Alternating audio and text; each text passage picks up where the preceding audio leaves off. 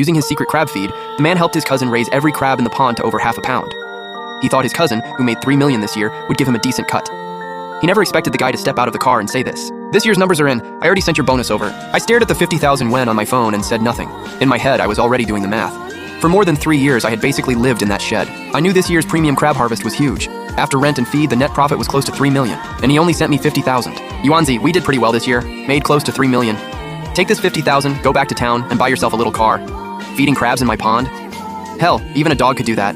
You're still young. Take the money and go make something of yourself in the city. But listening to him, I felt nothing. 3 years ago, when he took over this pond, he almost lost everything because he didn't understand water quality. It was my self-developed mixed bacteria formula that brought the water back under control. He said, "We're family. I won't do you wrong. Fine, I'll take the money." Lin Chang probably didn't expect me to let it go that easily. He froze for a second. "Take the money and go home. Get some rest. The pump filter at the farm needs replacing, so make sure you get somebody to handle it." I didn't even look at him again. I turned and walked straight into the cold, late autumn wind, because I knew one thing for sure. Without my strict bottom conditioning adjustments, this so-called fertile crab pond would turn into a stinking ditch within 6 months. I didn't go back to my home in town. I was afraid of running into people I knew, people asking how much I got from this year's crab sales, or asking how my cousin had treated me. I just kept walking down the dirt road through the village. That notebook in my arms looked like trash to everyone else, but to me, it was 3 years of hard work. Then my phone rang. Lin Chang was sending out Hong Bao in the family group chat. He was bragging like crazy about this year's harvest, and all the relatives jumped in to hype him up. I just turned my screen off. I headed toward the lowest part of the village, where there was an abandoned blackwater pond choked with algae all year round and reeking to high heaven. The land sat low.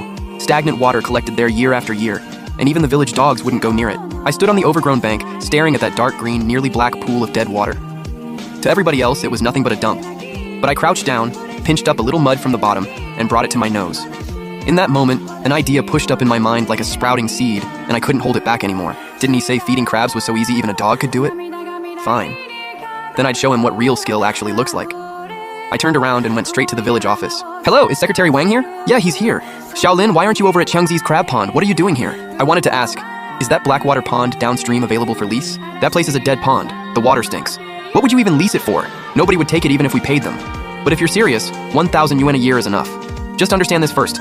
If you lose money, the village isn't covering anything. I did the math fast in my head. That 50,000 yuan was enough to lease the pond and still cover the early stage purification equipment and farming supplies. I'll take it for 5 years. Let's sign right now. Xiaolin, don't do anything rash. Chengzi just made a fortune. Honestly, you'd be better off sticking with him.